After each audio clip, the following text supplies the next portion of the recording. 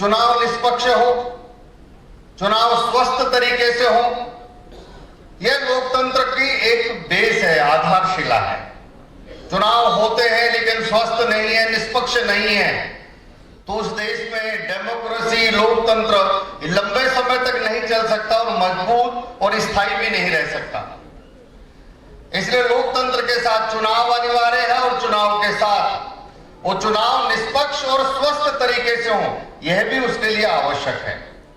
हम अपने देश को अगर आज देखते हैं तो देश की स्वाधीनता से लेकर आज तक इतने वर्षों में लगातार एक के बाद एक चुनाव कराते रहना हमारे देश में धीरे धीरे बहुत बड़ा चैलेंज बन गया है। जब हमारा देश आजाद हुआ था उस समय देश में पहले चुनाव में 17 करोड़ 32 लाख वोटर थे, लेकिन अभी 2024 का जो लोकसभा का चुनाव हुआ, इस चुनाव में 96 करोड़ से ज्यादा वोटर इस बार के लोकसभा चुनाव में थे।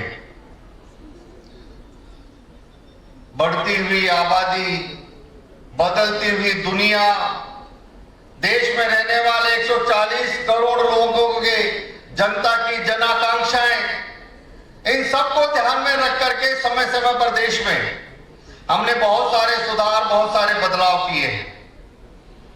और आज उसी एक बदलाव के क्रम में देश में फिर से एक चर्चा शुरू हुई है कि क्या हमारे देश में यह लगातार कंटिन्यू चुनाव होने के कारण से जो समस्याएं रही, उन समस्याओं का समाधान एक साथ चुनाव करा करके हो सकता है क्या? देश में एक नई बहस चर्चा शुरू हुई है। हमने समय समय पर कई प्रकार की व्यवस्थाओं को बदला है। जो मैंने कहा कि दुनिया बदल रही है तो हम पुरानी व्यवस्थाओं से नहीं चल सकते। देश की स्वाधीनता से लेकर आज तक इस बदलती दुनिया में बदलती आवश्यकता के आधार पर और देश की आवश्यकता के आधार पर हमने अपने कानून की व्यवस्थाओं को भी बदला है। हमने अपनी प्रशासनिक व्यवस्थाओं में भी बदलाव किया है। हमने अपने देश की आवश्यकता के हिसाब से कई बार नई प्रकार की शिक्षा की व्यवस्थाओं में बदलाव किया है। हमने चुनाव की व्यवस्थाओं को भी बदला है। आज से कुछ साल पहले तक हम बैलेट पेपर से वोट डाला करते थे। देश के 21 वर्ष के युवा को मताधिकार था, आज 18 वर्ष के युवा को मताधिकार है। हर व्यवस्था में हम देश की आवश्यकता से बदलाव करते आए हैं, रिफॉर्म्स करते आए हैं। लेकिन यह हर बार चुनाव होना आज देश के लिए एक बड़ी समस्या, बड़ा मुद्दा बना है। अगर कुछ आंकड़ों को अगर हम देखें, 95 से लेकर 2025 आज इस साल को अगर हम देखते हैं, गत 30 साल से एक भी वर्ष भारत में खाली नहीं गया जब चुनाव ना हो। यानी कंटिन्यू 30 साल से भारत में कहीं ना कहीं चुनाव हो रहे होते हैं। केवल लोकसभा विधानसभा के नहीं, हमारी लोकल बॉडी को भी अगर हम देखेंगे तो हर 6 महीने में कहीं ना कहीं चुनाव हो रहे होते हैं। यानी पूरे 30 साल से एक साल भी ऐसा नहीं गया है जब चुनाव नहीं हुए। यानी किसी ना किसी प्रदेश में आचार संहिता लगी रहती है। अभी 2024 का लोकसभा चुनाव हुआ।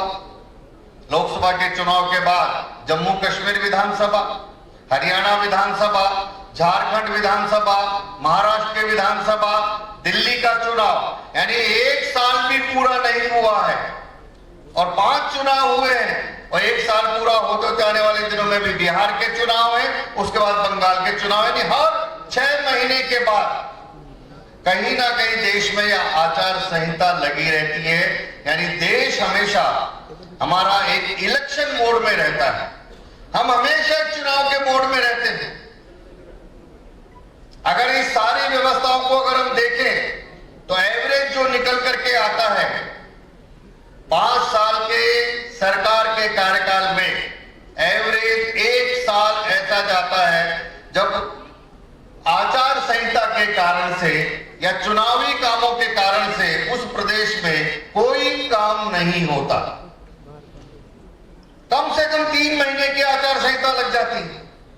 तो 5 साल के कार्यकाल में लगभग 1 साल हमारा ऐसा चुनाव के काम के अंदर निकल जाता है। इसलिए इस बात को ध्यान में रखकर देश में जो एक बहस शुरू हुई है, ये कोई नया काम नहीं है।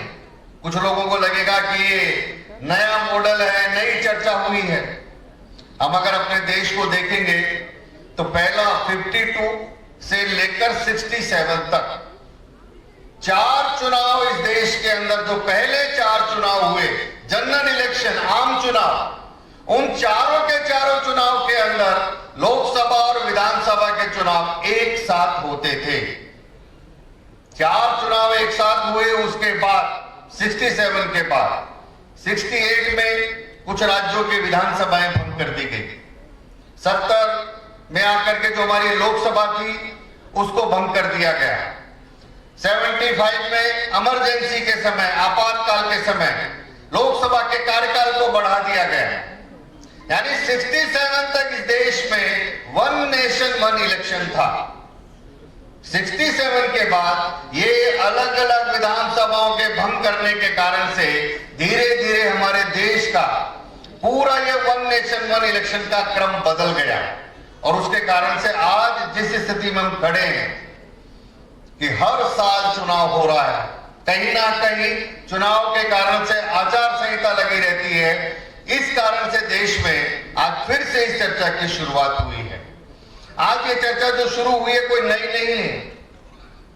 अगर हम देखेंगे तो सबसे पहले 67 के बाद 83 में हमारे चुनाव आयोग ने कहा कि देश में एक साथ चुनाव होने चाहिए। फोक